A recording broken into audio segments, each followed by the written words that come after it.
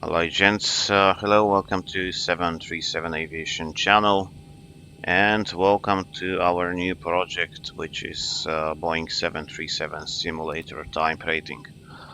I have done a similar project on my Polish website and I have received many requests to do the same in English, so we decided actually to give it a try, and we'll see if you like that, and if I have positive feedback we will continue the series. Maybe a couple of words about myself. For those who don't know me, I'm Jersey. I'm a real-life pilot. Accumulated above, actually almost 5,000 hours at the moment, so as at the end of 2021. Which about 4,000 hours included on different versions of 737s. I'm flying since 2012, so that's gonna be 10 years shortly, and that's mostly about me.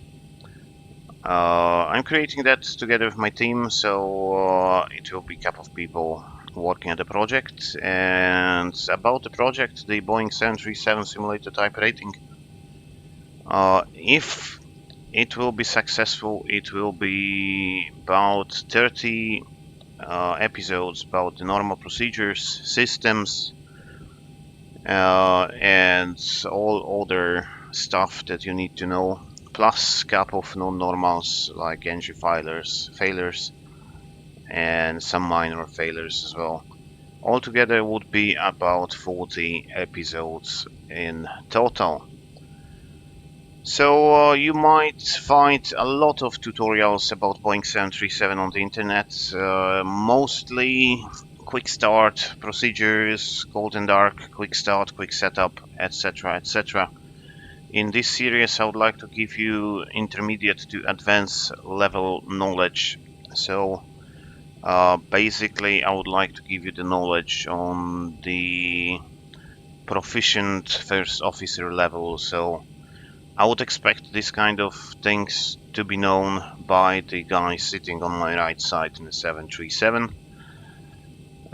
So it might enhance your simulator flying. If you're into 737, see if you want to know more than the others, please be happy to watch this series.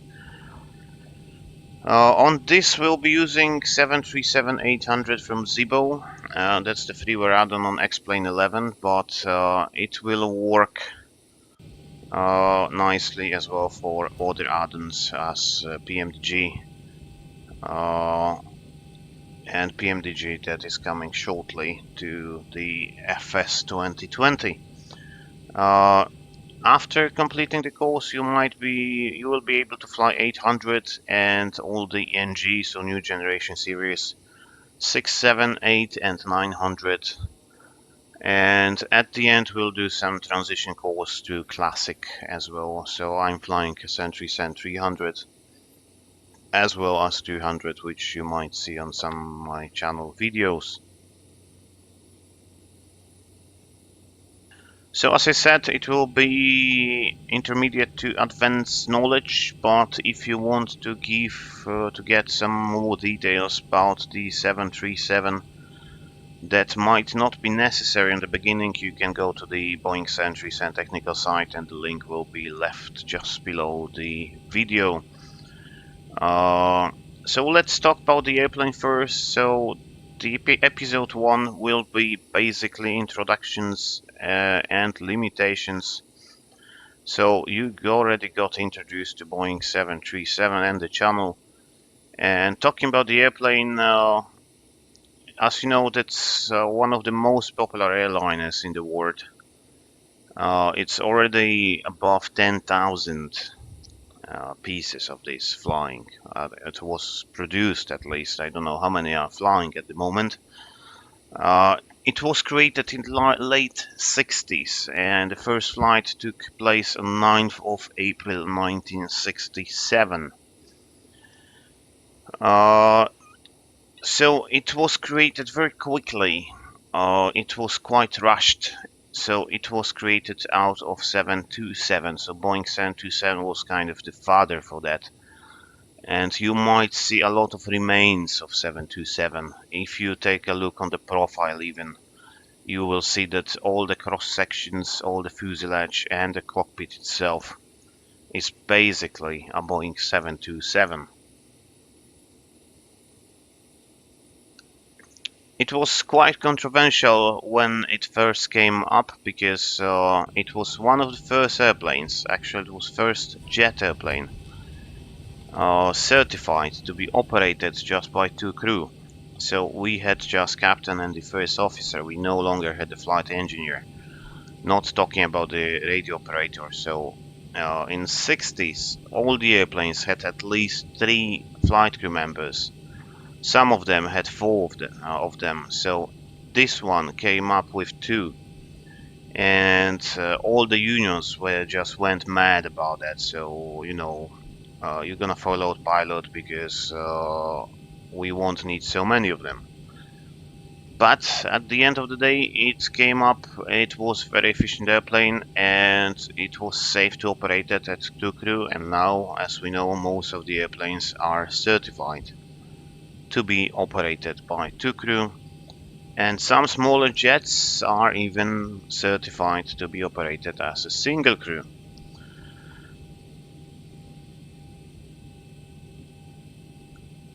But that's along the smaller jets like business jets and you know the private small planes. Talking about the size, it's kind of medium airliner. Uh, At 800, we'll talk about size of 800 with winglets, which will change a bit of size. It is 39.5 meter long, which is giving you, I have to check it, 129 feet roughly. It is 35.8 meters wide, so it's 36 meters. You can assume that if something is saying max wingspan 36, you can basically fit in there. So 36 meters, 117 feet wide, and it's 12.5 meter high from the tip of the tail to the ground, which is roughly 42 feet. And the maximum takeoff weight of this airplane is depending on the model, but the highest certified of 800, it's around 79 tons, so it's 174,000 pounds. Some airlines will go a bit less for the, of course, money reasons, because they charge on the maximum takeoff weight. But the maximum takeoff weight of 737 is roughly 79 tons. That's about the size of this airplane. Talking about the landing gear, we have 5.7 meter wide on the landing gear, so despite being quite wide, about 36 meters, you can fit on the taxiway that is around 8 meters wide, having some margin on the left and the right, even if the engines will be operated over the grass, and they can be taxied over the grass. So if the main landing gear is on the pavement, the engine doesn't have to. That's one of the reasons they flat on the bottom, because they need some extra terrain clearance. So Boeing decided to make them flat on the bottom. So the nose gear is about 4 meters behind the nose itself, and it's about 2.5 meters behind the pilots. That will matter during taxi, and I will show you taxiing this airplane later on in the video. And the main span, so from the nose wheel to the main gear, is approximately 16 meters, so it's about 50 feet. You have to keep that in mind when taxiing and vacating the runway. So once you're vacating the runway, you have to keep in mind that if you pass the line yourself, you still have 35 meters behind you. So just quick shutout, and during taxi you cannot just turn on the line because otherwise the main landing gear will go out of the taxiway. So talking about landing gear, of course, on all the systems we'll be talking in detail in separated episodes. We have main wheel brakes on each wheel. So basically each wheel here has a set of brakes, and those set of brakes are usually, depending on the version, is 6 brake discs. So altogether we have 24 discs slowing this airplane. And of course it's equipped with the anti-skid system, so system preventing the locking of the wheels during braking, and the auto brake system, which will be controlled from the flight deck just in here, and it will help us to slow down after landing.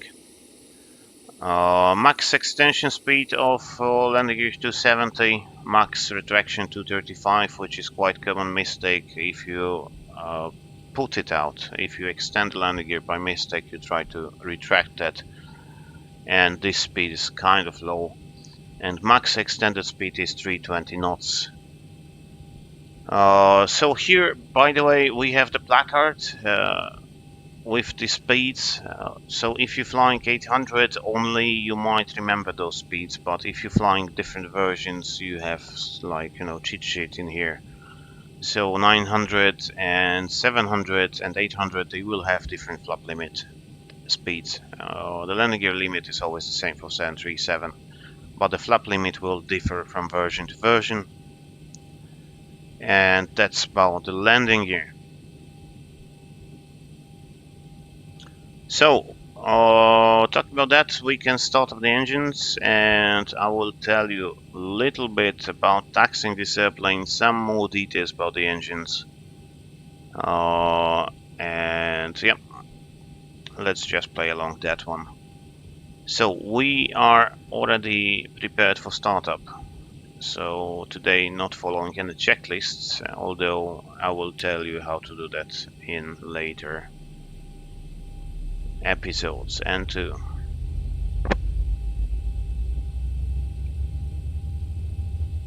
And one. Oil pressure. 25% minimum or 20% if max motoring. 25%. Let's add some fuel to that. The HT is rising, as you say.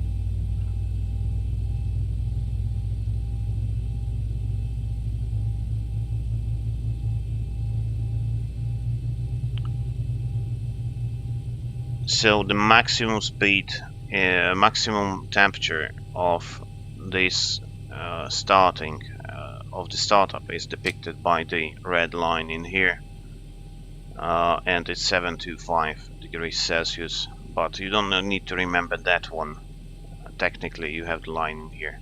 Starting it out, engine number 2 is stable, so we'll be starting engine number 1, going to ground into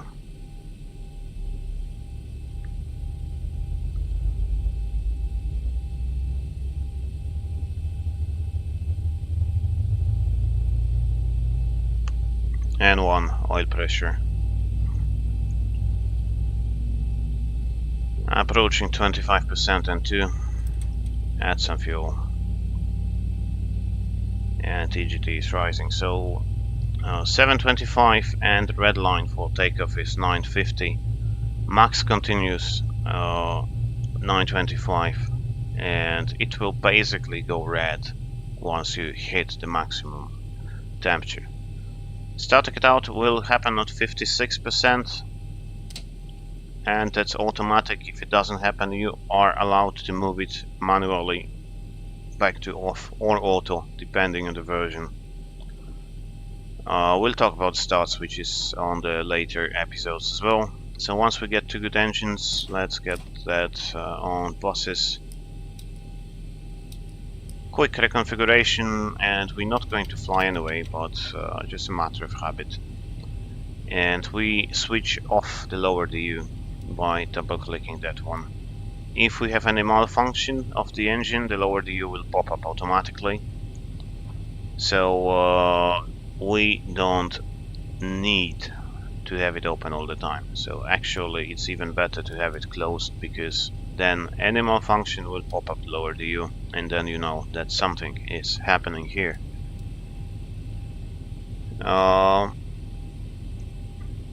Talking about the engines, they are CFM 56-7B. It's a joint venture between SNECMA and GE.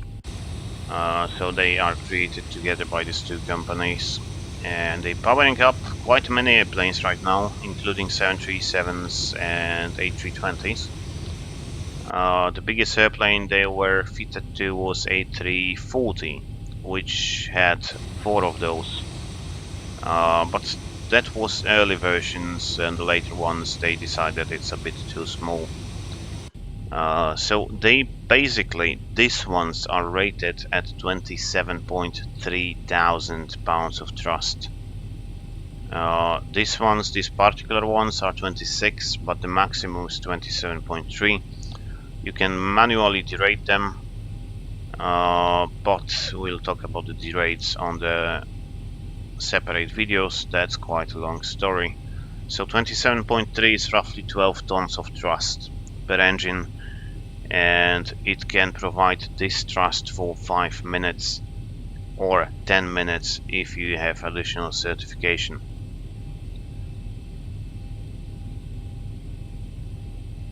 Yeah, let's just put those speeds in back. I don't technically need them again. So 737 can take off all many different flap configurations. As you see, we have flaps 5 here.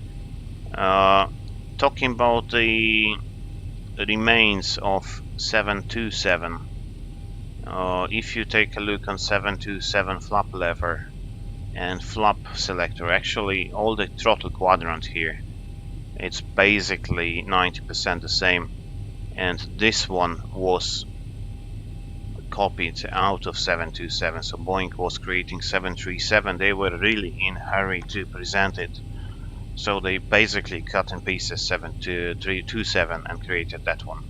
So it's really similar inside. Talking about flaps, we have many flaps. Position 0, which is flaps up, flaps 1, we can use them for takeoff 2, 5, 10, 15, 25, 30 and 40.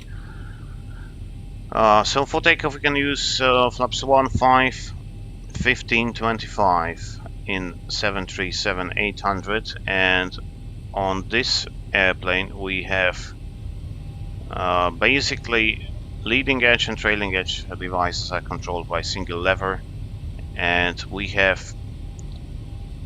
4 slots and on each wing, on the leading edge of each wing, and 2 flaps on each wing, and we have trailing edge flaps on each wing as well. So we have 2 parts of flaps, trailing edge flaps. They are 2 slotted flaps. As you see, it's 1 and 2 slots here, and you have 2 flaps. They are fully extended now. And on the leading edge we have 4 of the slots, 1, 2, 3 and 4, and we have 2 leading edge flaps just in here. They have positions. The flap is either extended or retracted, and the slots can be either extended or fully extended. They fully extended now. So let's go back to flaps 5, 1, and shortly you will see the flaps, the slots will retract a little as well. So they now fully extended, and they're going to extended position, and if I put flaps up, the slots will go to fully closed position, making that flush with the rest of the wing. And of course that's the normal in-flight position. And there's the flap. The flaps actually have 1 and 2 flaps, and they're going to fully extended position now, straight away. So basically we shouldn't operate flaps on the ground if there is somebody next to the airplane, because you can actually feed your hand or something in there and get crushed. So you know, that's hydraulic system, so it's really powerful one. Talking about the takeoff, we can take off with maximum tailwind of 10 knots or 15 knots if we have the option installed, and most of the 737 have the 15 knot tailwind option. And we can have crosswind of 36 without winglets or 33 with winglets. So this particular one would have crosswind limit of 33. That's actually quite a lot. But you might hit the airport at which you will hit the crosswind limit and you have to divert anyway. And there is no really headwind limit. You don't have really maximum headwind on 737. There is only one limitation saying maximum taxi wind is 65 knots. So we can assume that's the limiting headwind as well, because you cannot even taxi after. Okay, what else before we start actually playing with the tank is it's certified to land in this wind, so 33 crosswind, 15 tailwind, and it is capable of doing the automatic landing. And the automatic landing is maximum 25 knots headwind, 25 crosswind, and 10 tailwind. But the most of the operators will reduce these speeds because it's getting a bit wobbly and unstable at higher crosswinds. So to perform the automatic landing, we'll need a lot of things to be operational, including the front shield wipers. So even if one of those is failed, we are Cat 1 only already. And of course we need 2 autopilots to perform fully automatic landing. We talked about the flaps. The automatic landing will be flaps 30 or 40, but that's gonna be in detail on separate episode. The flight controls, we have of course elevators. As usual in any airplane, the flight controls are hydraulically powered elevator, rudder, and the ailerons. So the ailerons here, and we have some spoilers, which are the primary flight control, and we do have ground spoilers and flight spoilers using for decelerating the airplane in flight underground, and those ones are secondary flight controls.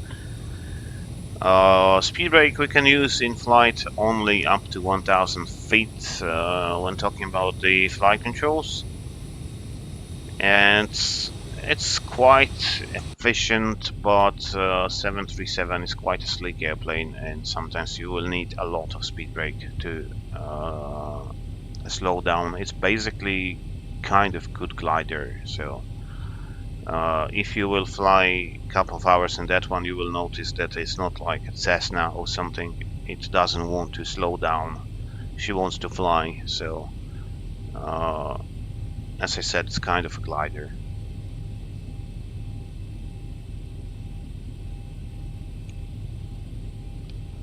What else? We talk about the flight controls, we talk about the landing gear, we can talk about the fuel. So as you see, I'm in kilograms. Some 737s are switched on to pounds, but that's depending on the operator, of course.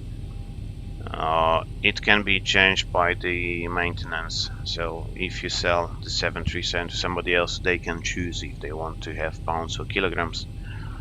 And we have 3 main tanks in the 737. We have 3 tanks, so 2 wing tanks called the main tanks, and the center tank, which is the biggest one.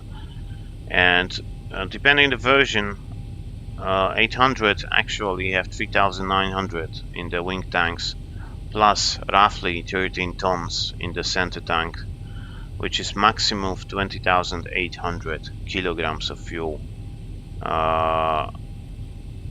So that's about 70,000 pounds. No, that's too much. 47,000 pounds. I haven't calculated before.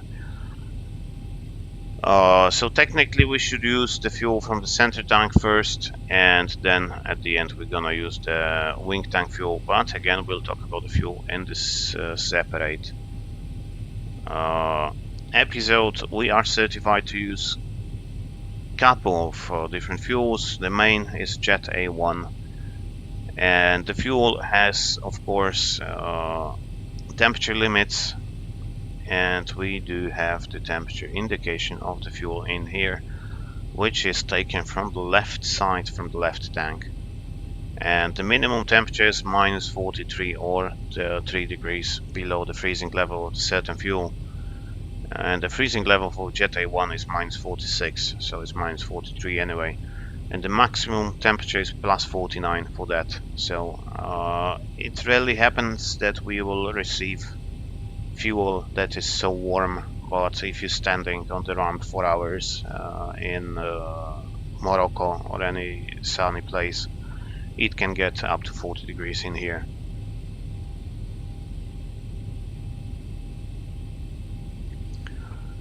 So talking about the fuel, we have to have, we can have imbalance here. If we produce too much imbalance, it will be depicted in amber, in yellow. And the imbalance limit is 453 kilograms, so 1000 pounds of imbalance. It's in between left wing and right wing. The center tank doesn't count in the imbalance, obviously.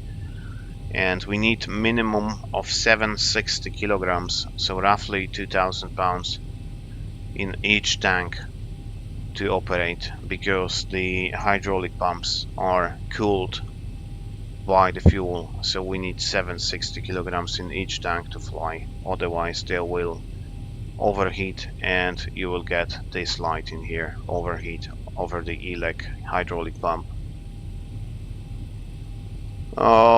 That's it. So all the systems will be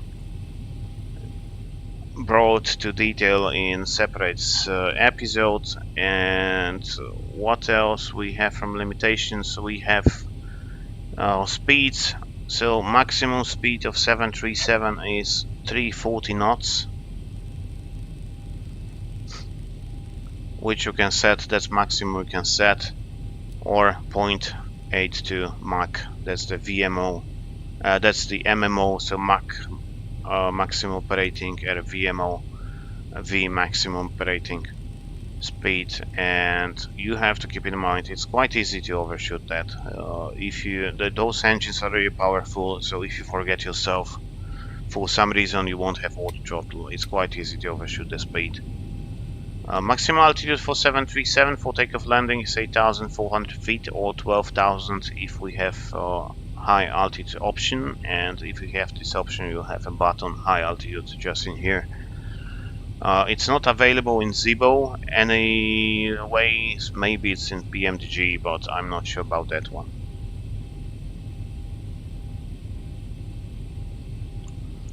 And the maximum cruising flight level is flight level 410, which is a big change from 737 Classic, which was operated to 370.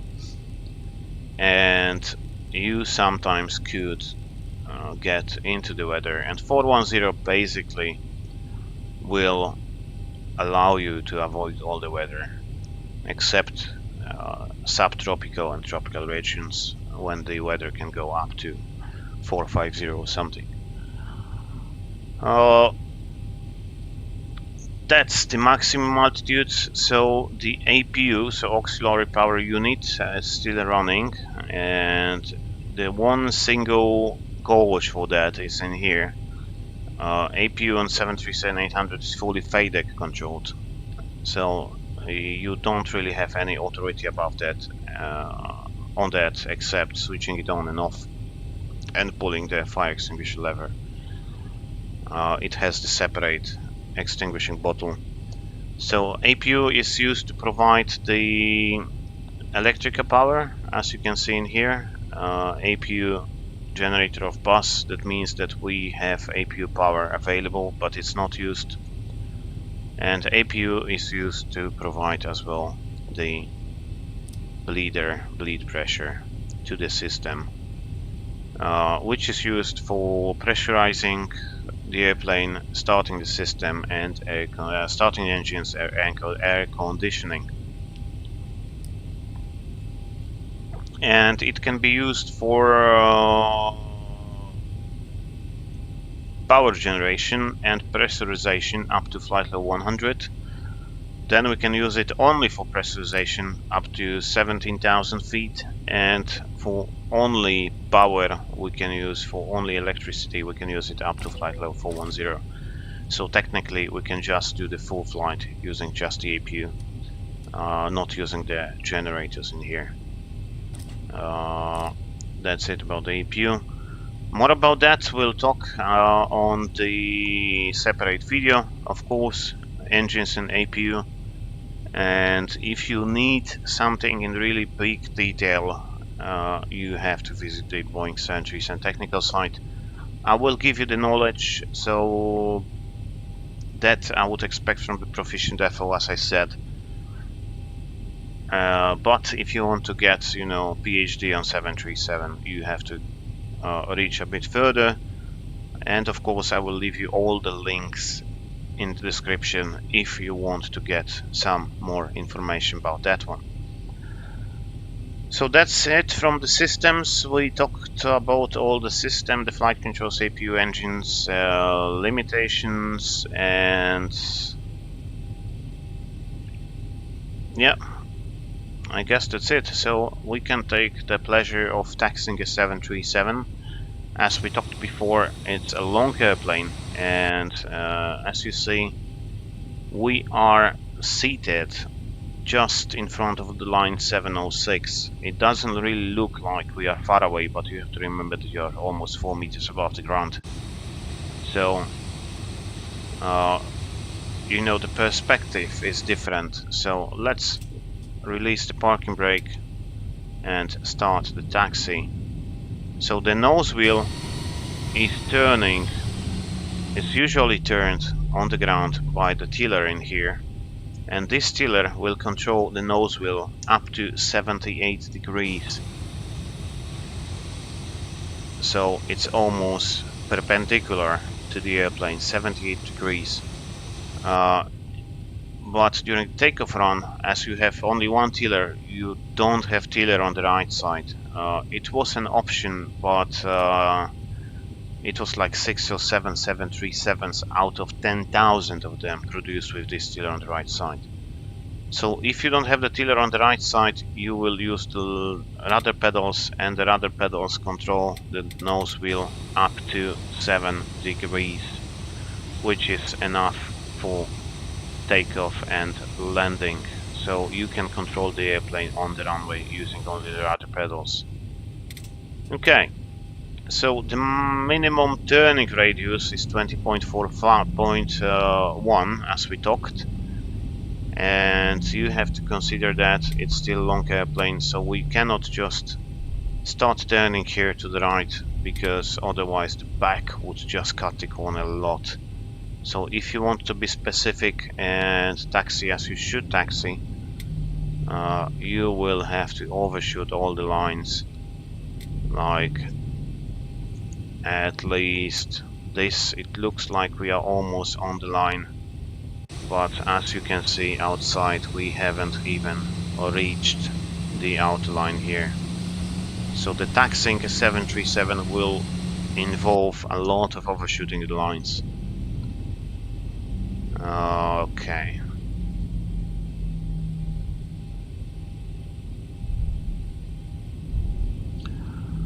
So the taxi speeds are depending on the operator, but they're usually 10 knots on the apron and 30 knots out of the apron, and more on the active runway. If you want to backtrack, you can taxi up to 50 knots. So turning to the left, let's turn to the left here again. We have to let this line go far beyond the airplane, then start turning. Otherwise, if it's narrow taxiway, the back of the airplane or the main landing gear would be quite close to the edge, to the grass, so you have to keep it in mind. We are offline, we don't have any traffic, so we can just line up on the runway, so you will see that again. And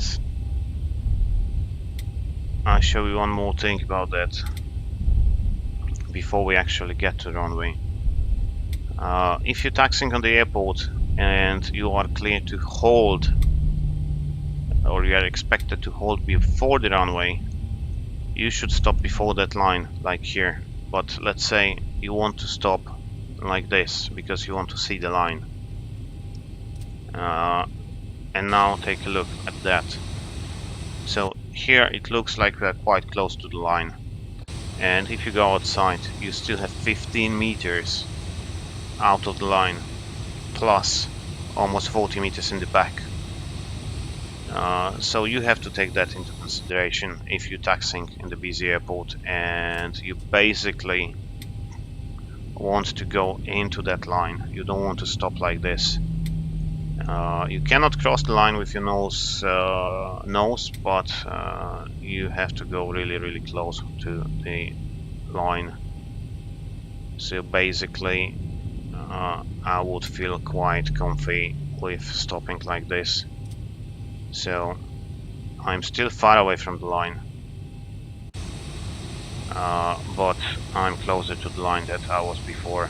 So let's take a look how it would look if I actually taxi my nose into the line.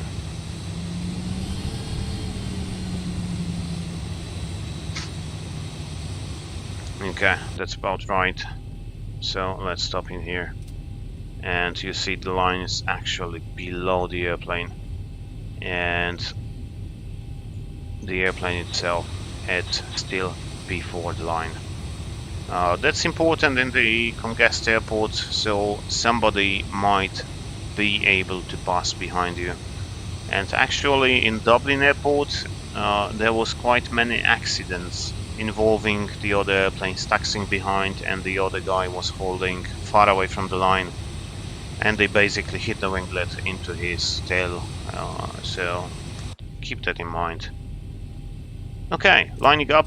So the lineup is again a tricky one. As you might see on my streams or my videos if you follow the channel, you don't want to follow that line, the yellow line, on lineup. You want to use full runway distance, so you just, if you don't have any obstacles, you just line up straight ahead. And it would look like, okay, I'm in the center, start turning now. But if you started turning now, you will line up in this part of the runway on the left half. So again, the main gears are almost 20 meters behind you, so you have to overshoot it nicely. So it will look like you're going to leave the runway on this side and then you start turning. And you might get a correct lineup. But I believe I didn't overshoot it enough anyway. Yeah, maybe I did. So, kind of about right. So you see that it's actually, you need to go far away and then get the lineup. If you follow that line, you would lose about 45 meters of the runway. So you want to go here and turn left, roughly. One last thing I want to demonstrate to you is the turning radius. So this runway is, I think it's 45 meters wide. And let's just stop here for a second. That's Warsaw Shopping. And we can go to Warsaw Shopping and check the airport chart. Not the airport briefing, but the airport chart in here. We are on runway 15 and let's say okay, let's go back. We almost done, guys, so stay tuned for a second. Any approach runway 15.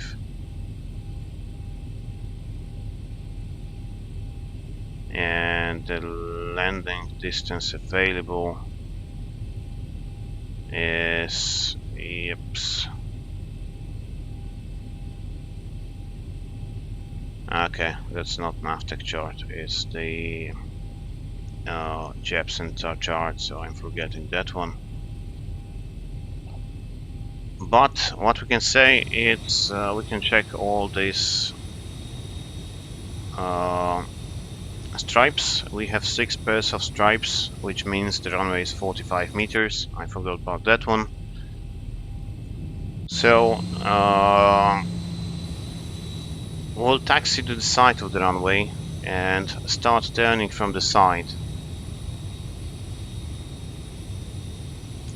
So if the runway is 45 meters and turning radius, the minimum turning radius is 24, we should basically almost fit on the side of the runway. So let's say the left main gear is just on the line here.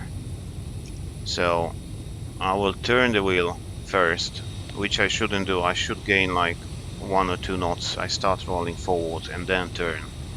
So we can do that and start rolling.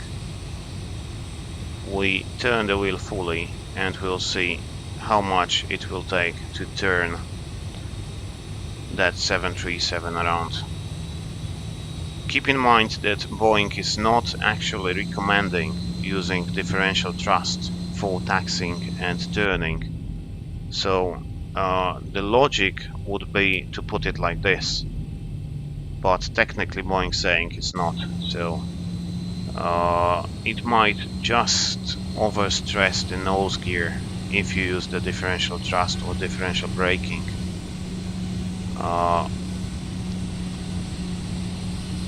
So yeah, we're just fitting nicely on one side of the runway.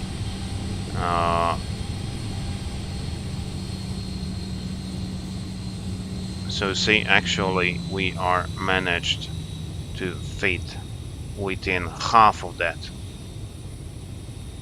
which is quite tight turn. Of course, if you take a 900 or 700 or 600, which is even shorter, the radiuses will be different in these cases.